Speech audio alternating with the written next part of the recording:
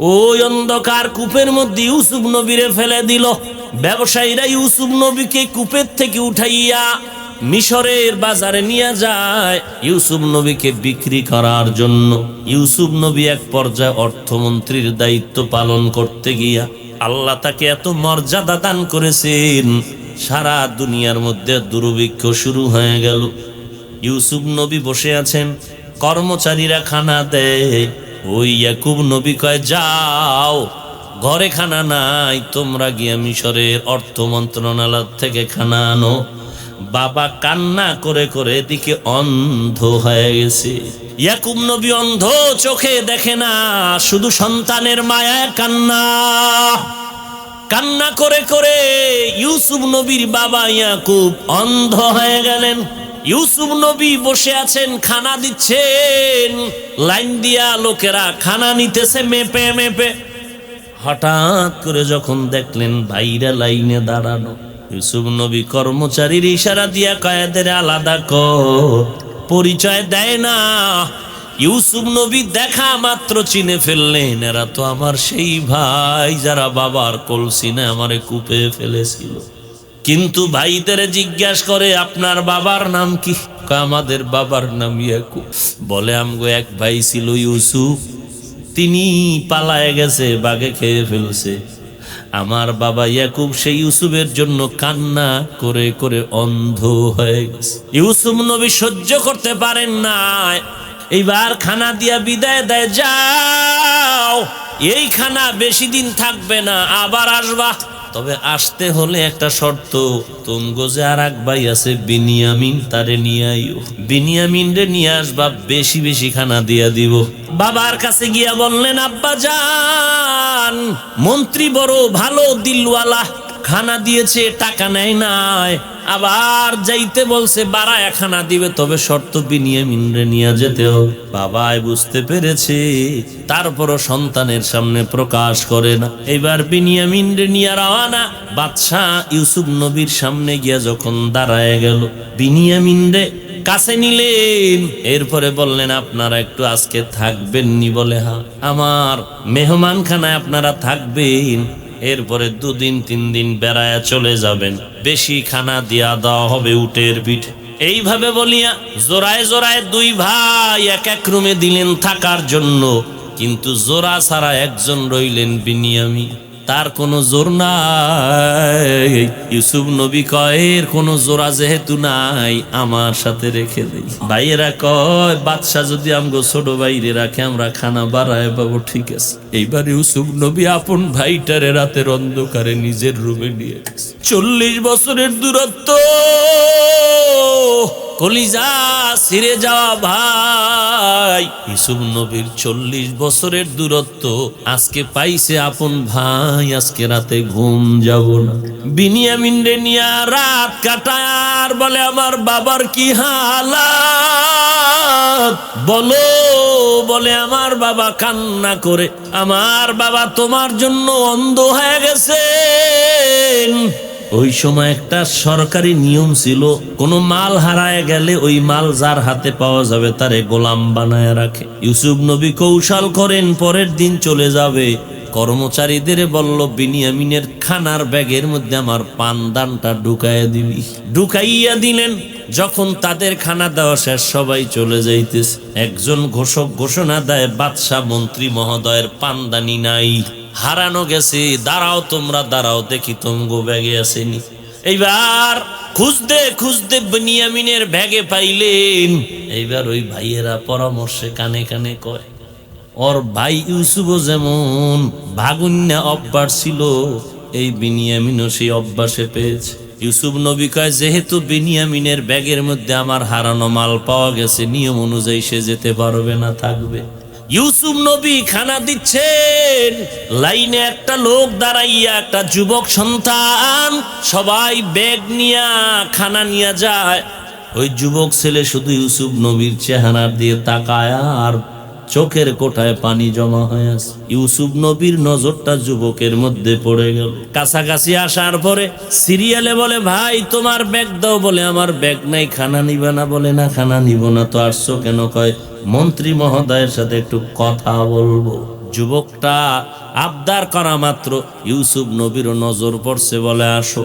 ওই যুবকটা ইউসুফ নবীর কাছে গিয়ে বলে আপনার মুখে কানের সাথে একটু মুখ লাগায় কথা বলবো। যুবক ইউসুফ নবীর কানে মুখটা লাগায়া কি যেন বললেন, সবাই তাকায় আছে। এই বিশাল ময়দানে মন্ত্রীর সাথে যুবকটা কথা বলতে চায়, খানা নিল না। কে? সবাই নজর করে দেখে যুবকেও কান্দে, ইউসুফ নবীও কান্না করে, চোখের পানি পড়ে। কান্নার এক পর্যায়ে ইউসুফ নবী বললেন, ও কর্মচারী, এই যুবকের কোনো মাপ নাই, যা চায় দিয়া দাও, মনের মতো খানা দিয়ে দাও, চাপ দিও না, মাপ দিও না, যা পারো দিতে থাকো। সবার অন্তরের মধ্যে একটা সন্দেহ শুরু হয়ে গেল। অন্যদের খানা দিল মেপে মেপে, এই যুবকের কি কানে বললো আর খানা দিল? আল্লাহ জানায় দিলেন, ইউসুফ ঘটনা খুলে বলো। বলে, লোকেরা দাঁড়াও, এই যুবকের খানা বেশি দিলাম কেন জানো? এই যুবক আমার কানে কানে একটা কথা বলেছে, ওই কথায় আমি পাগল পাড়া হয়ে খানা দিয়েছি। কারণটা কি জানো? এই যুবক আমার কানে আইসা বলে, ও ইউসুফ, আজ আপনি যে মন্ত্রিত্বের চেয়ারে বসছেন, আপনি যে একজন সৎ ব্যক্তি, বাদশাহ আপনাকে অভিযুক্ত করে জেলখানায় পৌঁছায় দিছিল, কিন্তু অভিযুক্ত তো আপনি হন নাই। ওই জুলাইখা আপনার অভিযুক্ত করলো, আর বাদশার সামনে আপনি পবিত্র হয়ে জেলখানায় গেলেন। সেই দিন জুলাইখার অপবাদ থেকে পরিত্রাণের জন্য, পবিত্রতার জন্য, আপনার পবিত্রতা ঘোষণার জন্য একটা সাক্ষী হয়েছিল এক মায়ের দুধের বাচ্চা শিশু। ওই দুধের বাচ্চাটা আর কেউ নয়, আজকের যুবক আমি, সেই দিনের শিশু। আমি তো সেই দিন সাক্ষী দিয়েছিলাম, আর আমার কথায় বাদশাহ জুলাইখার উপরে দৌড় চাপাইয়া আপনাকে পবিত্র ভেবে ছেড়ে দিলেন। ইউসুফ নবী কয়, ও যুবক, তুমি আমার যে উপকার করেছো সেটা ভাষায় প্রকাশ করা যাবে না। তুমি আমার যেই বন্ধুর পরিচয় দিয়েছো, তোমার জন্য কোনো মাপ নাই, কোনো সীমানা নাই, যা পারো নিয়ে যাও, খানা নিয়ে যাও। ওরে আল্লাহর বান্দা, কসাসুল আউয়ালিন মাওয়াইজুল আখিরিন, অতীতের ঘটনা পরবর্তী মানুষের জন্য উপদেশ বাণী। কোরআনের ঘটনা শুনে কানসুক করা যাবে না, বরং প্রত্যেকটা পয়েন্টে পয়েন্টে আমাদের জন্য হলো সবক গ্রহণ করা। এই ইউসুফ নবীর সাথে এই যুবক এত বেশি মাল পাইলো, যা চাইলো চাহিদার বাহিরে পাইলো কেন? আসল ব্যক্তির সাথে আগের থেকেই বন্ধুত্ব। অনবীর আশেকের দল। এই দুনিয়ার অল্প হায়াতের মধ্যে যদি আমার আসল মালিক আল্লাহর সাথে বন্ধুত্ব করতে পারো, আমার আল্লাহর সাথে মোলাকাতের জন্য যদি তুমি এখন থেকে চেষ্টা করো, কি চেষ্টা? বলে নেক আমল, নবীর সুন্নতের মালা গলায় লাগাইতে পারো। যেদিন আল্লাহ পাক তোমার সাথে মোলাকাতের নিয়ত করে বলবে, আয় আয়, আর সময় বাকি নাই, আয়, তোর সাথে এখন আমার মোলাকাত হবে, তোর মরণের পর্দাটা সরাইয়া দেই। এরে আজরাইল যাও, এই বান্দা নেক আমল করেছে, এখন আমি আল্লাহ তার সাথে মোলাকাত করতে চাই, মৌতের পর্দাটা সরাইয়া দাও। আজরাইল জানটা নিয়ে যাবে। জানটা নেওয়ার সময় বান্দা তুই কোন মাওলার জান্নাতে থাকবি, ছবিটা তখন দেখায় দিবি। মরণের পর্দাটা সরা মাত্র তুমি কোন জান্নাত পাইবা, তোমার জন্য কি বালাখানা তোমার আল্লাহ বানায় রাখছে, একটু দেখে নাও। আল্লাহর খাস বান্দা যারা জাকিরিন, হাঁটতে চলতে উঠতে বসতে সব সময় তালাশ করে আমার আল্লাহ। খানা খাইতে গেল তালাশ করে আমার মালিক। বাজারে যায় অযথা কথা বলে না, জবানটা নাড়ায় নাড়ায় বান্দা আল্লাহকে ডাকে, আল্লাহ স্মরণ করে। ঘুমের বিছানায় গিয়েও তালাশ করে আমার আল্লাহ। বান্দা হাঁটতেছে, জবান বন্ধ নাই, ঠোঁট নাড়াচাড়া করে, আল্লাহর জিকির করে। বান্দা পানির গ্লাসটা পান করে, পানি পান করে, সেখানেও আল্লাহর স্মরণ করে। আসমানের দিকে তাকাইয়া আমার আল্লাহর কুদরত দেখে আর আল্লাহকে ডাকে।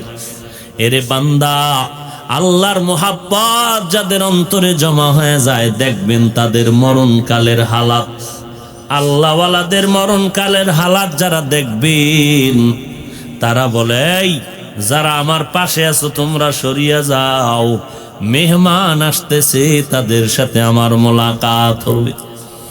আল্লাহওয়ালারা কিসের মেহমানের সাথে মোলাকাত করে? বলে আর কেউ না, নূরের তৈরি ফেরেশতারা এসে তার সাথে মোলাকাত করে। এরে নবীর আশিক, এজন্য আল্লাহর জাকিরিন আশিক বান্দাদের মরণকালে দেখবেন তারা খুশি, মরণের পরেও দেখবেন তাদের চেহারাটা হাস্যোজ্জ্বলের মতো ফুটন্ত থাকে।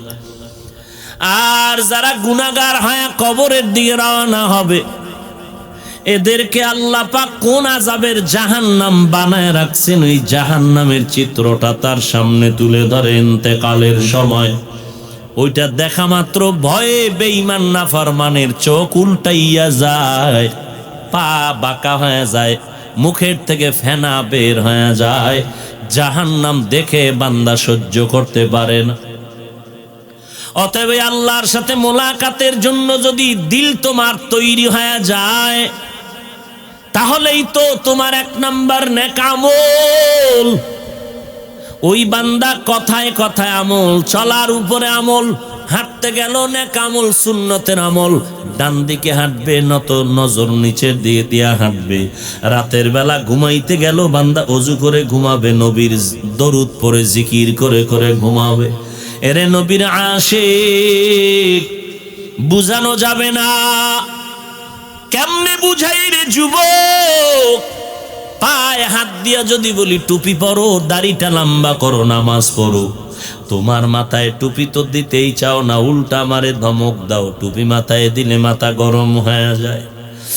আর আমি নবীর মোহাব্বতে টুপি পরলাম, দাড়ি রাখলাম, লম্বা জামা পরলাম। কেউ যদি বলে হাফিজ ভাই তোমাকে 1 কোটি টাকা দেওয়া হবে, তুমি টুপি ফালায় দাও, দাড়ি ফালায় দাও, কল্লা ফালায় দিব, নবীর সুন্নতের আমল ফেলে দিব না।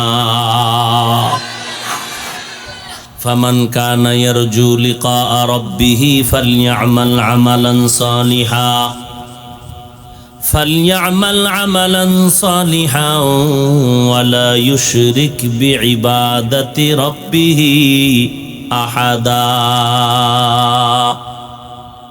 আল্লাহ তাআলা বলেন, ফামান কানা ইয়ারজু, যে ব্যক্তি ইচ্ছা পোষণ করে, আশান্বিত, লিকা রাব্বিহি, তার রবের সাথে মোলাকাত করবে, এই আশা যার অন্তরে আছে, আমি আল্লাহ তাকে পরামর্শ দিলাম, হে নবী জানায় দেন, আমি আল্লাহর সাথে যারা মোলাকাত করতে চায় তাদের জন্য 2টা কর্মসূচি দিলাম, তা পালন করলেই আমি আল্লাহর সাথে মোলাকাত হয়ে যাবে। 1 নাম্বার কর্মসূচি, ফামান কানা ইয়ারজু লিকা রাব্বিহি ফালইআমাল আমালান সালিহা। 1 নাম্বার, বান্দা বেশি বেশি নেক আমল করবা। 2 নাম্বার, আমি আল্লাহর আমল করতে গিয়া, আমার ইবাদত করতে গিয়া আমি আল্লাহর ইবাদত করবা। এই ইবাদতের মধ্যে ওয়ালা ইউশরিক বিইবাদাতি রাব্বিহি আহাদা, তোমার রবের ইবাদতের মধ্যে অন্য কাউকে তুমি অন্তর্গত করবা না, অংশীদার বানাইবা না। আল্লাহর মতো কাউকে মনে করবা না, আল্লাহর ক্ষমতার মতো কারো ক্ষমতা আছে মনে করা যাবে না, আল্লাহর মতো আর একজন আল্লাহ আছে মনে করা যাবে না, আল্লাহর সহযোগিতায় আরো কেউ আছে তাও মনে করা যাবে না। এই মনে করার নাম হলো শিরক। আল্লাহ বলেন সব গুনাহ মাফ হবে, শিরকের গুনাহ মাফ করা হবে না। ইন্নাল্লাহা লা ইয়াগফিরু আন ইউশরাকা বিহি ওয়া ইয়াগফিরু মা দুনা যালিকা লিমান ইয়াশা ওয়া মান ইউশরিক বিল্লাহ ফাকাদ দাল্লা দালালাম বাঈদা। আল্লাহ তাআলা বলেন আমি সব গুনাহ বান্দার ইচ্ছা করলে মাফ করব, তবে শিরকের গুনাহ মাফ করব না।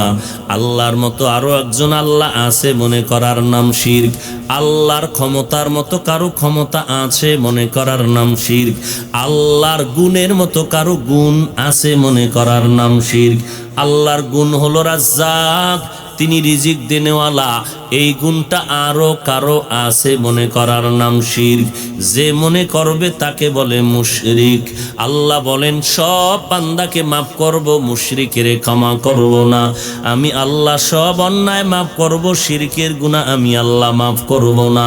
অতএব যদি আমি আল্লাহর সাথে মোলাকাত করতে চাও, 1 নম্বরে নেক আমল করো, 2 নম্বরে আমলের মধ্যে কোনো শিরিক করা যাবে না। বেশি বেশি নেক আমল করো হে গোলাম। নেক আমল, যেই কাজ করলে আমার আল্লাহ খুশি হবেন এটাই নেক আমল। যেই কাজ করলে আমার মদিনাওয়ালা পয়গম্বর খুশি হবেন এটাই হলো নেক আমল। এমন কোনো আমলের মধ্যে নবীর তরিকা নাই, এমন কোনো কাজ জমিনের মধ্যে নাই। আরে বান্দা, আঙ্গুলের নখগুলি তুমি কিভাবে রাখবা কাটবা সেখানেও নবীর সুন্নত। বান্দা, তুমি পানির গেলাসটা নিয়ে পান করবা, কিভাবে পানি পান করবা সেখানেও নবীর সুন্নত। যারা মানবে তারা নবীর আশিক, যারা মানবে না তারা আশিক দাবি করাটাও ধোঁকাবাজ। শুধু পানি পান করবে নবীর তরিকায় এমনটা না, গেলাসটা ধরবে কিভাবে সেখানেও নবীর সুন্নত। জুতা পরবেন কিভাবে সেখানেও নবীর তরিকা সুন্নত। জামাটা গায়ে দিয়েছেন কিভাবে দিবেন সেখানেও নবীর সুন্নত। জামা কিভাবে খুলবেন সেখানেও নবীর সুন্নত। ঘরের মধ্যে ঢুকবেন সেখানেও নবীর সুন্নত, বের হবেন সেখানেও নবীর সুন্নত। কেমন মায়ার নবী আল্লাহ আমাদেরকে দান করলেন।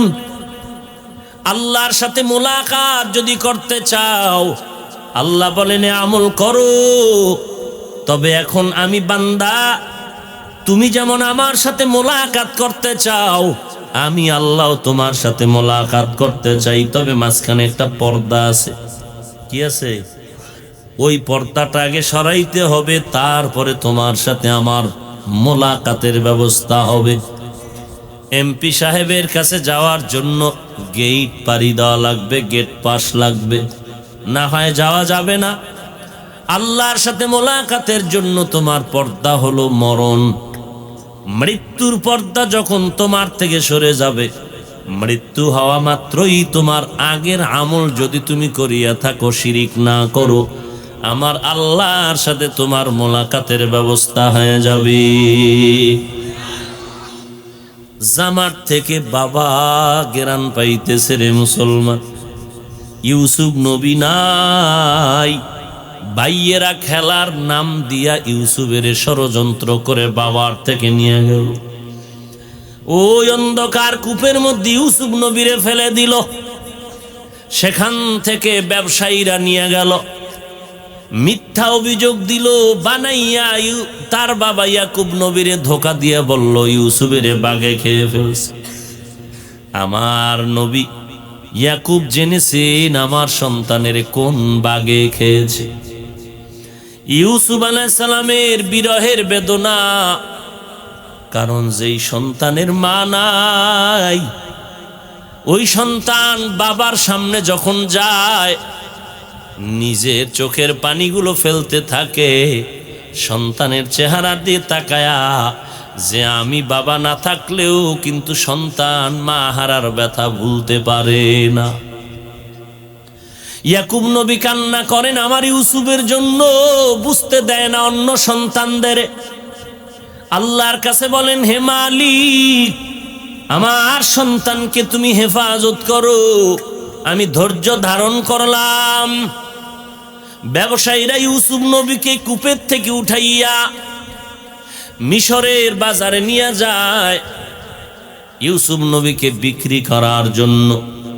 বাবা ইউসুফ নবীর বিরহের বেদনায় কান্না করতেছেন, আর ভাইয়েরা ইউসুফ নবীর উপরে কত জুলুম অত্যাচার করলো। এক এক ভাই মারার পরে আর এক ভাই মারে, সে মারা শেষ হলে আর এক ভাই আঘাত করে আর কয় তোরে যেইবার মারতেছি তোর কোন বাবা আছে তোরে এখন ফিরাবে। ইউসুফ নবী চোখের পানি ছেড়ে কান্না করে, ভাই আমার কেউ নাই, আমি তো তোমাদের কোনো ক্ষতি করি নাই, কেন মারো? কার কথা কে শুনে মনের জাল মিটায় ইউসুফের উপর আঘাত। আল্লাহ বলেন ইউসুফ কোনো চিন্তার কারণ নাই। ওরা কূপের কিনারায় নিয়ে ইউসুফ নবীর গায়ের জামাটা খুলে ফেলল। ইউসুফ নবীর রশি লাগাইয়া কূপের মধ্যে যখন ফেলে, কূপের মধ্যে ময়লা, অন্ধকার, সাপ বিচ্ছু থাকার ঘর। আল্লাহ পাক বলেন ও ইউসুফের জন্য জিবরাইল তাড়াতাড়ি চলে যাও, ইউসুফের কেউ নাই, আমি আল্লাহ তো আছি, যাও। ইউসুফ আমার পবিত্র বান্দা, ওর বাবা কান্না করতেছে, ওই বান্দা আমার শরণাপন্ন হয়েছে, আমি আল্লাহর মহব্বতে ইউসুফ নবীর জন্য বাবা কান্না করে। ও জিবরাইল, আমার পবিত্র ইউসুফের গায়ে যেন ওই কূপের এক ফোঁটা নাপাক পানি না লাগে। ইউসুফের যখন ফেলে দেওয়া হচ্ছে, জিবরাইল আমিন আল্লাহর অর্ডার পাইয়া সেখানে হাজির। ইউসুফ যখন নিচে পড়ে যায়, জান্নাতি একটা পাথর জিবরাইল আমিন ইউসুফের পায়ের সাথে লাগায় দেয়। জিবরাইল আমিনের জান্নাতি পাথরের উপরে ইউসুফ দাঁড়ায় গেলেন। আর জান্নাতি একটা জামা নিয়ে আসেন জিবরাইল, ওই জামাটা ইউসুফ নবীর গায়ে পরায় দিলেন। কেউ বলেন এটা ওই জামা যেই জামা ইব্রাহিম নবীর গায়ে পরানো ছিল, যেই জামা পরার পরে নমরুদের আগুনে ফেলতে গিয়া ইব্রাহিম নবীর একটা পশম জ্বালাতে পারে নাই। এই জান্নাতি পোশাক ইউসুফ নবীর গায়ে, ইউসুফ নবীকে বিক্রি করার পরে লম্বা ঘটনা কোরআনে আছে। ওই মিশরের প্রধানমন্ত্রীর যখন স্বপ্নের ব্যাখ্যা দিতে গিয়া ইউসুফ নবী দায়িত্ব পেলেন অর্থ মন্ত্রণালয়ের, ইউসুফ নবী এক পর্যায়ে অর্থমন্ত্রীর দায়িত্ব পালন করতে গিয়া আল্লাহ তাকে এত মর্যাদা দান করেছেন, সারা দুনিয়ার মধ্যে দুর্ভিক্ষ শুরু হয়ে গেল। ইউসুফ নবী বসে আছেন, কর্মচারীরা খানা দেয়। ওই ইয়াকুব নবী কয় যাও, ঘরে খানা নাই, তোমরা গিয়া মিশরের অর্থ মন্ত্রণালয় থেকে খানা আনো। বাবা কান্না করে করে এদিকে অন্ধ হয়ে গেছে। ইয়াকুব নবী অন্ধ, চোখে দেখে না, শুধু সন্তানের মায়ায় কান্না। কান্না করে করে ইউসুফ নবীর বাবা ইয়াকুব অন্ধ হয়ে গেলেন। যাও, ইউসুফ নবী বসে আছেন, খানা দিচ্ছেন, লাইন দিয়া লোকেরা খানা নিতেছে মেপে মেপে। হঠাৎ করে যখন দেখলেন ভাইরা লাইনে দাঁড়ানো, ইউসুফ নবী কর্মচারীর ইশারা দিয়া কয়েদের আলাদা কর। পরিচয় দেয় না। ইউসুফ নবী দেখা মাত্র চিনে ফেললেন, এরা তো আমার সেই ভাই যারা বাবার কলসিনে আমারে কূপে ফেলেছিল। কিন্তু ভাইদের জিজ্ঞাসা করে আপনার বাবার নাম কি? আমাদের বাবার নাম ইয়াকুব। ইউসুফ নবী একটু জানতে চাইলেন আপনাদের বাবার হালাতটা কেমন। নিজেই যে ইউসুফ নবী ইয়াকুবের পাগল, ভাইদের বুঝতে দেয় না। বলে আমগো এক ভাই ছিল ইউসুফ, তিনি পালায় গেছে, বাঘে খেয়ে ফেলছে। আমার বাবা ইয়াকুব সেই ইউসুফের জন্য কান্না করে করে অন্ধ হয়ে গেছে। ইউসুফ নবী সহ্য করতে পারেন না, এইবার খানা দিয়া বিদায় দেয়, যাও, এই খানা বেশি দিন থাকবে না, আবার আসবা।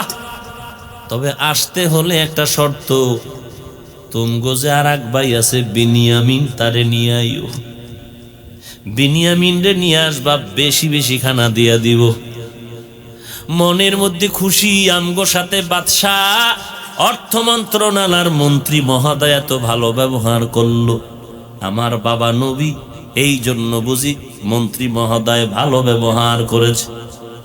আবার নাকি খানা বেশি দিবে, তবে শর্ত ছোট ভাইরে নিয়ে আসতে হবে, কারণ বিনিয়ামিন ইউসুফ নবীর আপন ছোট ভাই। বাবার কাছে গিয়া বললেন, আব্বা জান, মন্ত্রী বড় ভালো দিলওয়ালা, খানা দিয়েছে, টাকা নেয় নাই, আবার যাইতে বলছে বাড়ায় খানা দিবে, তবে শর্ত বিনিয়ামিনরে নিয়ে যেতে হবে। বাবাই বুঝতে পেরেছে, তারপরও সন্তানের সামনে প্রকাশ করে না। এবার বিনিয়ামিনরে নিয়ে রওনা, খানা শেষ। বাদশাহ ইউসুফ নবীর সামনে গিয়া যখন দাঁড়ায় গেল, বিনিয়ামিনরে কাছে নিলেন, এরপরে বললেন, আপনারা একটু আজকে থাকবেন নি? বলে, হ্যাঁ, আমার মেহমানখানায় আপনারা থাকবেন, এরপরে 2 দিন 3 দিন বেড়ায়া চলে যাবেন, বেশি খানা দিয়া দেওয়া হবে উটের পিঠে।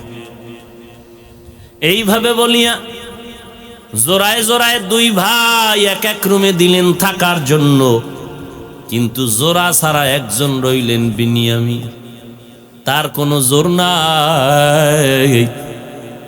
ইউসুফ নবী কয়, এর কোনো জোড়া যেহেতু নাই, আমার সাথে রেখে দেই। ভাইয়েরা কয়, বাদশা যদি আমগো ছোট বাইরে রাখে, আমরা খানা বাড়ায় পাবো, ঠিক আছে। এইবার ইউসুফ নবী আপন ভাইটারে রাতের অন্ধকারে নিজের রুমে নিয়ে গেছে। 40 বছরের দূরত্ব, কলিজা ছিঁড়ে যাওয়া ভাই। ইউসুফ নবীর 40 বছরের দূরত্ব, আজকে পাইছে আপন ভাই, আজকে রাতে ঘুম যাব না। বিনিয়ামিন রে নিয়া রাত কাটায়, আর বলে, আমার বাবার কি হালাত বলো। বলে, আমার বাবা কান্না করে, আমার বাবা তোমার জন্য অন্ধ হয়ে গেছেন। ওই সময় একটা সরকারি নিয়ম ছিল, কোনো মাল হারায় গেলে ওই মাল যার হাতে পাওয়া যাবে তারে গোলাম বানায় রাখে। ইউসুফ নবী কৌশল করেন, পরের দিন চলে যাবে। কর্মচারীদের বলল, বিনিয়ামিনের খানার ব্যাগের মধ্যে আমার পানদানটা ঢুকাইয়া দিবি। ঢুকাইয়া দিলেন। যখন তাদের খানা দেওয়া শেষ, সবাই চলে যাইতেছে, একজন ঘোষক ঘোষণা দেয়, বাদশাহ মন্ত্রী মহোদয়ের পানদানি নাই, হারানো গেছে, দাঁড়াও তোমরা, দাঁড়াও দেখি তঙ্গো ব্যাগে আসেনি। এইবার খুঁজতে খুঁজতে বিনিয়ামিনের ব্যাগে পাইলেন। এইবার ওই ভাইয়েরা পরামর্শে কানে কানে কয়, ওর ভাই ইউসুফও যেমন ভাগুন্যা অভ্যাস ছিল, এই বিনিয়ামিনও সেই অভ্যাসে পেয়েছে। ইউসুফ নবী কয়, যেহেতু বিনিয়ামিনের ব্যাগের মধ্যে আমার হারানো মাল পাওয়া গেছে, নিয়ম অনুযায়ী সে যেতে পারবে না, থাকবে। লম্বা ইতিহাস। ওরে নবীরা আসে, আসল মালিকের সাথে যদি মোলাকাত হয়ে যায়, কোনো পেরেশানি নাই। ইউসুফ নবী খানা দিচ্ছেন, লাইনে একটা লোক দাঁড়াইয়া, একটা যুবক সন্তান, সবাই ব্যাগ নিয়া খানা নিয়ে যায়। ওই যুবক ছেলে শুধু ইউসুফ নবীর চেহারার দিয়ে তাকায়, আর চোখের কোঠায় পানি জমা হয়ে আছে। ইউসুফ নবীর নজরটা যুবকের মধ্যে পড়ে গেল। কাছাকাছি আসার পরে সিরিয়ালে বলে, ভাই তোমার ব্যাগ দাও। বলে, আমার ব্যাগ নাই। খানা নিবে না? বলে, না, খানা নিব না। তো আসছো কেন? কয়, মন্ত্রী মহোদয়ের সাথে একটু কথা বলবো। যুবকটা আবদার করা মাত্র ইউসুফ নবীর নজর পড়ছে, বলে, আসো। ওই যুবকটা ইউসুফ নবীর কাছে গিয়ে বলে, আপনার মুখে কানের সাথে একটু মুখ লাগায় কথা বলবো। যুবক ইউসুফ নবীর কানে মুখটা লাগায়া কি যেন বললেন, সবাই তাকায় আছে। এই বিশাল ময়দানে মন্ত্রীর সাথে যুবকটা কথা বলতে চায়, খানা নিল না। কে? সবাই নজর করে দেখে, যুবকেও কান্দে, ইউসুফ নবীও কান্না করে, চোখের পানি পড়ে। কান্নার এক পর্যায়ে ইউসুফ নবী বললেন, ও কর্মচারী, এই যুবকের কোনো মাপ নাই, যা চাই দিয়া দাও, মনের মতো খানা দিয়ে দাও, চাপ দিও না, মাপ দিও না, যা পারো দিতে থাকো। সবার অন্তরের মধ্যে একটা সন্দেহ শুরু হয়ে গেল। অন্যদের খানা দিল মেপে মেপে, এই যুবকের কি কানে বলল আর খানা দিল? আল্লাহ জানায় দিলেন ইউসুফ ঘটনা খুলে বলে লোকেরা দাঁড়াও, এই যুবকের খানা বেশি দিলাম কেন জানো? এই যুবক আমার কানে কানে একটা কথা বলেছে, ওই কথায় আমি পাগল পাড়া হয়ে খানা দিয়েছি। কারণটা কি জানো? এই যুবক আমার কানে আইসা বলে, ও ইউসুফ, আজ আপনি যে মন্ত্রিত্বের চেয়ারে বসছেন, আপনি যে একজন সৎ ব্যক্তি, বাদশা আপনাকে অভিযুক্ত করে জেলখানায় পৌঁছায় দিছিল, কিন্তু অভিযুক্ত তো আপনি হন নাই, ওই জুলাইখা আপনার অভিযুক্ত করলো, আর বাদশার সামনে আপনি পবিত্র হয়ে জেলখানায় গেলেন।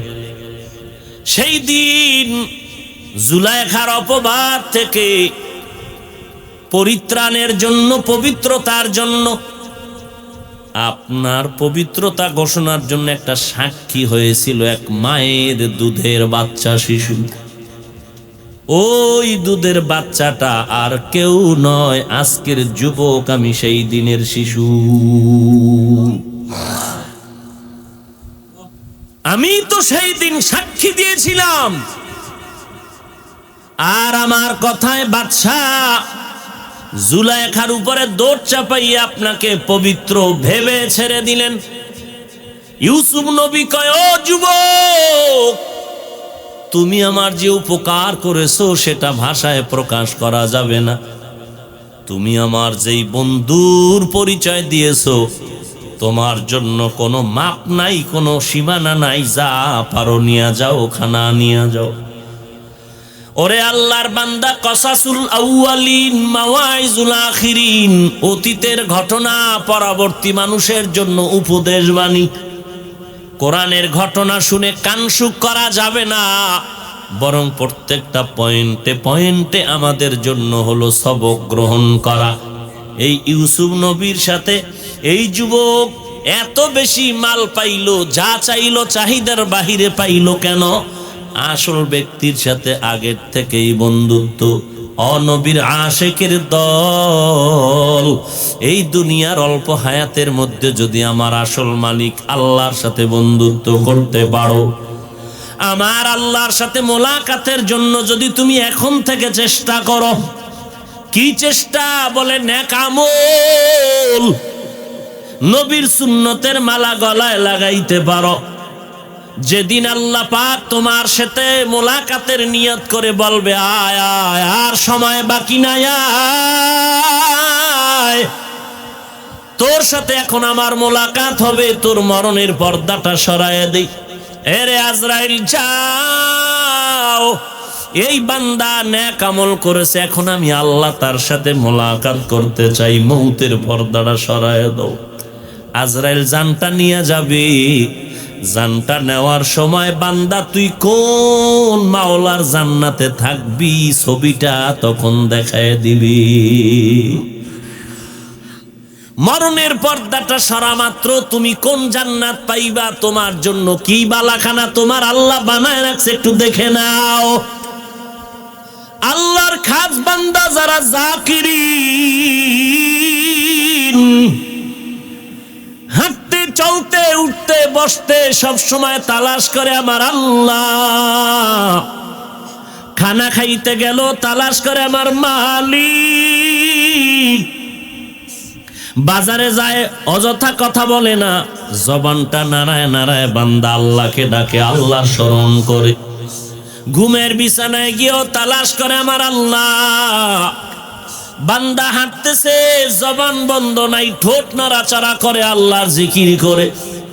বান্দা পানির গ্লাসটা পান করে, পানি পান করে, সেখানে আল্লাহর স্মরণ করে। আসমানের দিকে তাকাইয়া আমার আল্লাহর কুদরত দেখে আর আল্লাহকে ডাকে।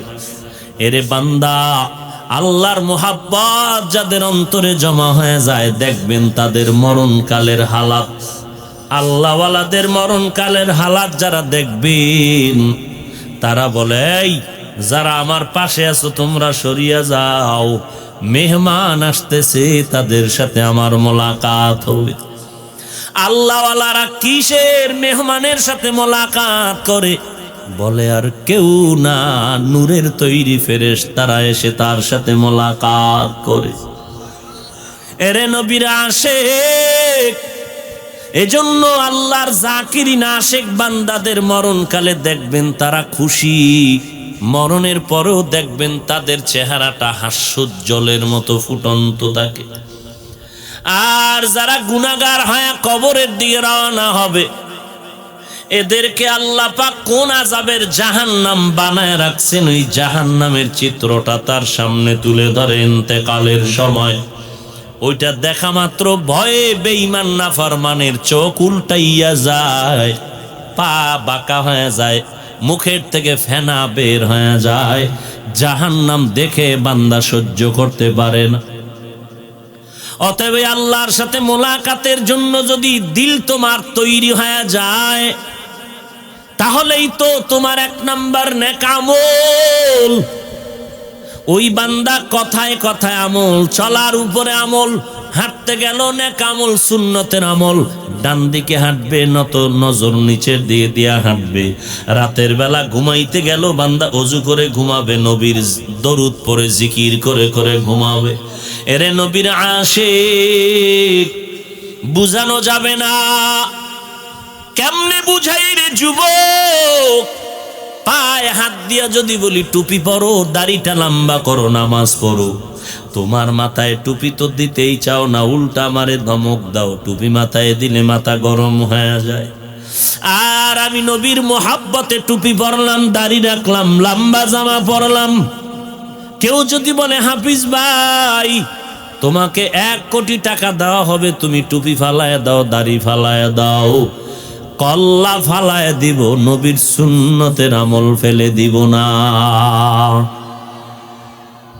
কারণ এই টুপির মধ্যে যে কেমন সম্মান, এই দাড়ির মধ্যে যে কি মজা, তোমাকে বুঝানো যাবে না।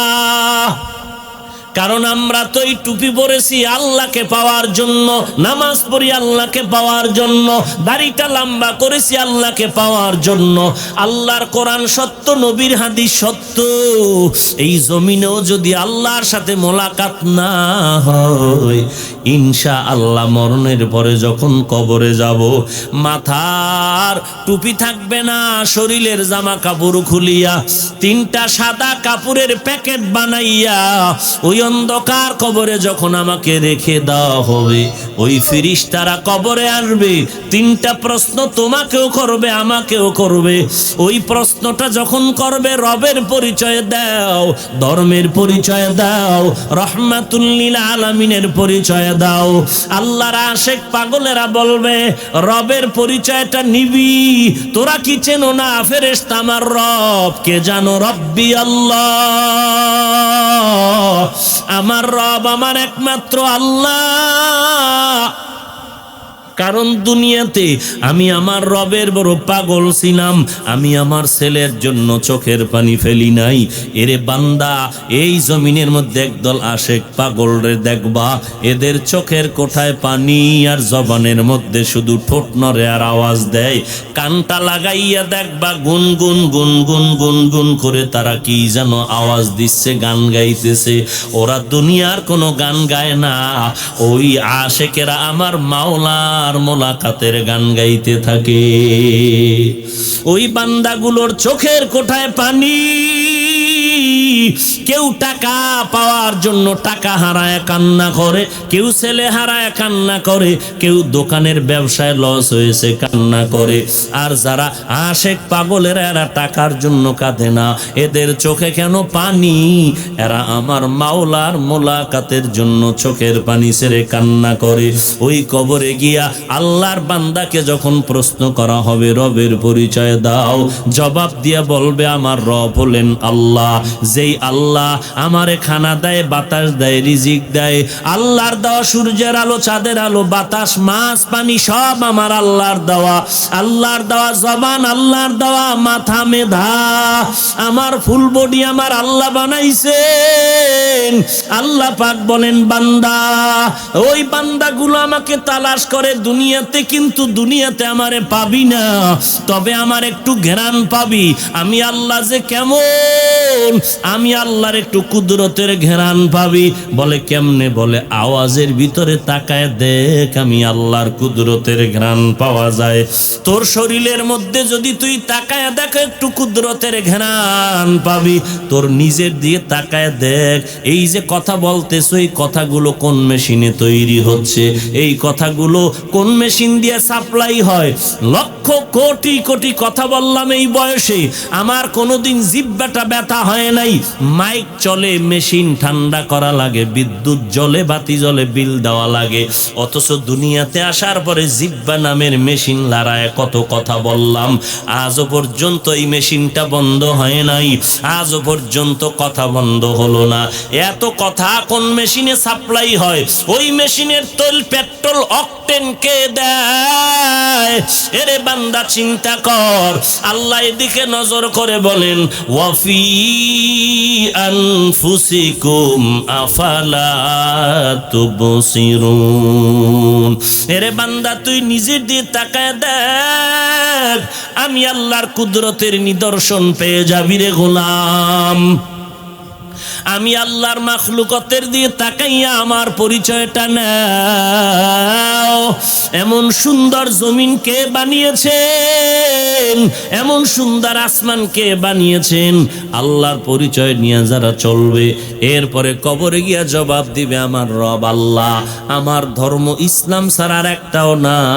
আমার নবীকে দেখাইয়া রাস্তা বানায় জিজ্ঞেস করবে ফেরেশতারা, এই বান্দা, এই লোকটারে চিনুনি বল। তখন নবীরা, আশেক পাগলেরা, দুনিয়াতে যারা টুপি ফালায় নাই, মেসওয়াক ফালায় নাই, দস্তারখান সারা খানা খায় নাই, যারা সব সময় জিহ্বা নাড়ায় দরুদ পড়তো, আর মদিনায় যাওয়ার জন্য পাগল হয়ে যাইতো, ওই নবীর মুহাব্বত যাদের অন্তরে, কবরে যাওয়ার পরে নবীর সাথে যখন রাস্তা করে দেওয়া হবে, আশেক বলবে, ইনি তো আমার সেই মায়ার নবী, যেই নবীকে না দেখে নবীর আদর্শের সুন্নতের আমল করেছি।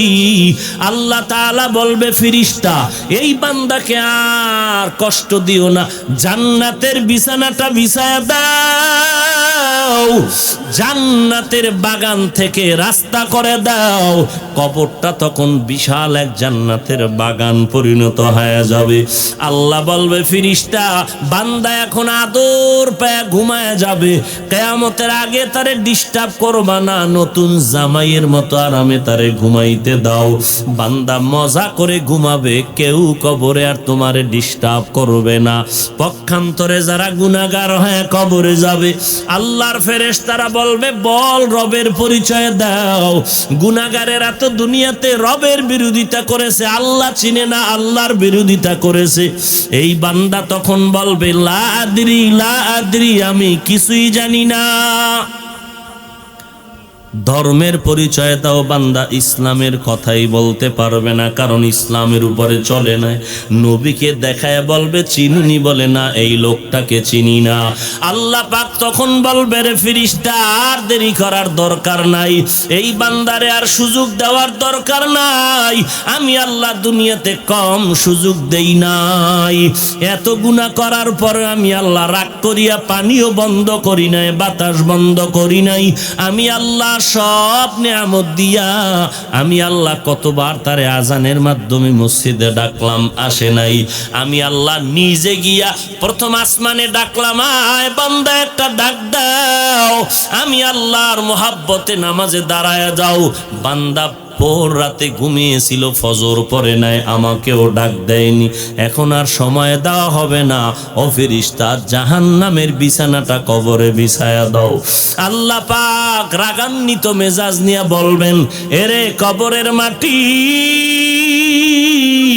এই বান্দাকে আর সুযোগ দেওয়া হবে না। দুনিয়াতে যত মজা করেছে তার সাজা বুঝাইয়া দাও। আল্লাহ অর্ডার করবে, মাটি দুই পার্শ্ব থেকে চাপ দাও। কবরের দুই পার্শ্বের মাটি এমন জোরে চাপ দিবে পাঁজরের হাড় চুরমার হয়ে যাবে। এরে নবীর উম্মত, ওই কবরে জাহান্নামের সাথে রাস্তা হয়ে যাবে। আল্লাহর কোরআন সত্য, নবীর হাদিস সত্য, একটা মিথ্যা নাই। আল্লাহর মোলাকাত যদি চাও, 1 নাম্বার শর্ত নেক আমল করো। 2 নাম্বার আল্লাহর সাথে কাউকে তুমি অংশীদার বানাও না, নবীর সুন্নতের জিন্দেগির আপন বানায় নাও।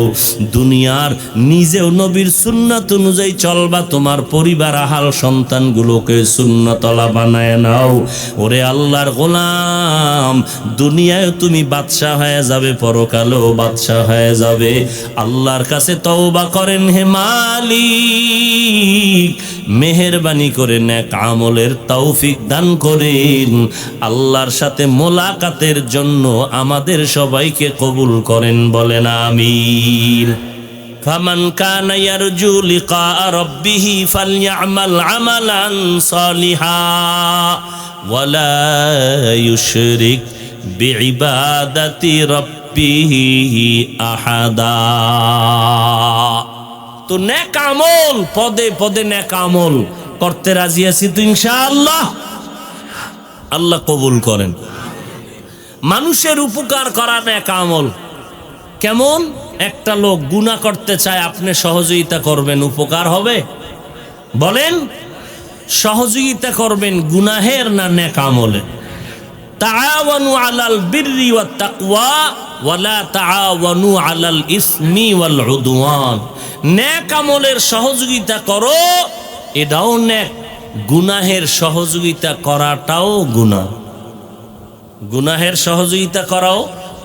আজকের এই যে নেকের মজলিস, এই মজলিস কায়েমের জন্য যারা সহযোগিতা করেছেন, পরামর্শ দিয়েছেন, 2টা টাকাও দিয়েছেন, দিছেন না আপনারা? আপনারাও এই মজলিসের সহযোগিতা করার মাধ্যমে যারা আয়োজন করেছেন তাদের সমপরিমাণ নেক পেয়ে যাবেন। আল্লাহ আমাদের কবুল করেন।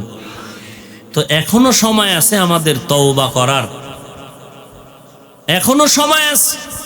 ও যুবক, আমি কালকেও বলেছি, আজকেও বলি, ওই নোয়াখালীতে আম্মা জানের ইজ্জত রক্ষায় তুমি স্লোগান দিয়েছ, ধন্যবাদ তোমাকে। সরকারের কাছে বিচারের দাবি জানিয়েছ। কিন্তু তোমাকে আমি প্রশ্ন করি, তোমার বুকের উপরে হাত দিয়া মুসলমানের সন্তান হিসাবে আল্লাহর ভয় নিয়ে তুমি বলো, তোমার জীবনের হালাত কি? হ্যাঁ যুবক, ওই আম্মা জানের খবর তো ভাইরাল হয়েছে মিডিয়ায়, এজন্য সবাই জেনেছে আর বিচারের আবদার জানিয়েছে।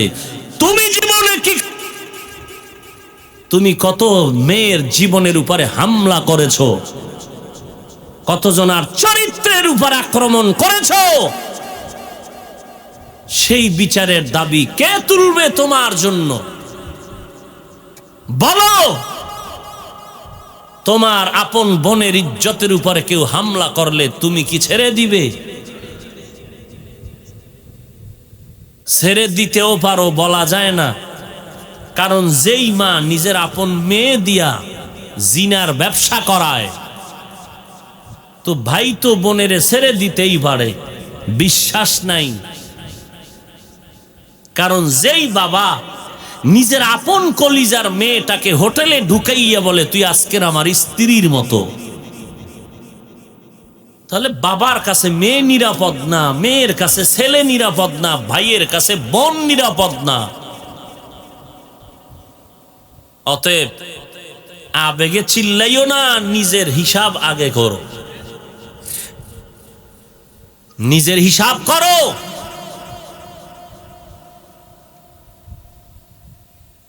তোমার চেহারার কি হালাত, তোমার জীবন যৌবনের কি হালাত, তোমার মাথা ব্যথা গত বছরের তুলনায় এই বছর কি পরিমাণ, তোমার বুকে ব্যথা গত বছরের তুলনায় এবছর কি পরিমাণ? তোমার কর্মক্ষমতা আগের তুলনায় এবছর ডাউন নাকি অনেক উপরে? চিন্তা করো, এগুলো শুধু গুনাহের কারণে হচ্ছে। মোবাইলের মাধ্যমে কি পরিমাণ গুনার প্র্যাকটিস করতেছো তুমি ঘরের মধ্যে বসে এই লকডাউনে, কি জবাব দিবা আল্লাহর কাছে? ও যুবক, তোমার মতোই তো বহু যুবক এক ওয়াক্ত নামাজ বাদ দেয় না। নাই? স্কুলে পড়ে, কলেজে পড়ে, ভার্সিটিতে পড়ে, এক ওয়াক্ত নামাজ বাদ দেয় না। আজকেও তো মাদ্রাসায় কত যুবক গেল, ইন্টারে পড়ে ঢাকায়, টুপি দাড়ি পোশাক নিয়ে গেল, বলল হুজুর কোরআন শরীফ শিখতে চাই, আপনার কাছে আসছি, পরামর্শ চাই। পরামর্শ দিলাম যে এইভাবে কোরআন শিখো, অমুক জায়গায় যাও। সেও তো কলেজে পড়ে, তার মধ্যে কি কাজ করে আর আপনার মধ্যে কি কাজ করে? একটু বালিশে যখন মাথা লাগাচ্ছেন, বাতি নিভায় যখন চোখ বন্ধ করবেন, 1 মিনিট চিন্তা করবেন কিসের বাহাদুরি। কত বাহাদুরেরা করোনায় মাথা নত করে বসে আছে, সব শেষ। আল্লাহ দেখায় দিলেন, ওই দুনিয়ার মানুষ, যার মাস্তানিকে ভয় পাও সে মাস্তানের হালাত তাকায় দেখ। কোনো মাস্তানি কাজে লাগবে না, আমি আল্লাহর কাছে মাথা নত করে তওবা কর, না হয় করোনার রূপ আরো কঠিন হবে, আরো তীব্র হবে। এখনো যদি গুনাহ থেকে তওবা না করো, 1 সেকেন্ডে লক্ষ মানুষ বিছানার থেকে বিদায় নিয়ে চলে যাবে, কেউ ফিরাতে পারবে না। এখন অনেকে টেলিফোন করে, বড় বড় ব্যক্তিরা, যে দোয়া করেন, আক্রান্ত হয়ে বিছানায় পড়ে আছি বাসায়,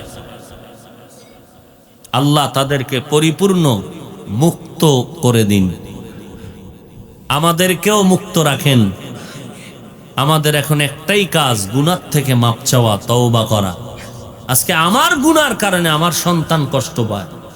নাহলে বলেন, আপনার ঘরে শিশু বাচ্চা কি গুনাহ করে? মা করে? তো মায়ের অসুস্থতা কেন? বাচ্চা জ্বরে কাঁপতেছে কেন? অসুস্থ কেন? হ্যাঁ, সময়ের বাতাসের অসুস্থতা স্বাভাবিক, যেটা সেটা ভিন্ন, কিন্তু মারাত্মক অসুস্থ কেন?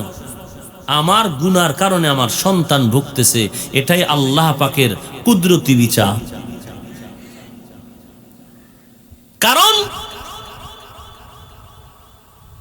আমার শরীরে কষ্ট, বিপদ আসলে যেই পরিমাণ আমি কষ্ট না পাবো, আমার সন্তান বিপদে পড়লে তার থেকে আমি বেশি কষ্ট পাবো।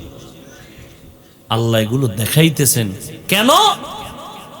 আল্লাহ বলেন, তওবা কর, মাফ করে দিব, আমি চাই না তুই জাহান্নামে যা। অতএব আল্লাহর কাছে বেশি বেশি কান্না করেন, আর সহিভাবে কোরআনটা শিখেন। 1 ঘন্টা করে দৈনিক টাইম দেন ইমাম সাহেবের কাছে, এশার নামাজের পরে বা ফজরের পর। 3 মাস টাইম, 1 ঘন্টা করে, ইনশাআল্লাহ আপনি পরিপূর্ণ কোরআন চালু পড়তে পারবেন। শিখেন, অনেক মজা লাগবে কোরআন তেলাওয়াতে, অনেক মজা। আজকে আমি হাফিজুর রহমানকে এখানে বসানের পুঁজি কোরআন শরীফ। কি কোরআন? আজকে মাদ্রাসার সম্মান কোরআন। অতএব আমরা কোরআন পড়ব না তো কে পড়বে? আল্লাহ আমাদের সবাইকে তৌফিক দান করুন,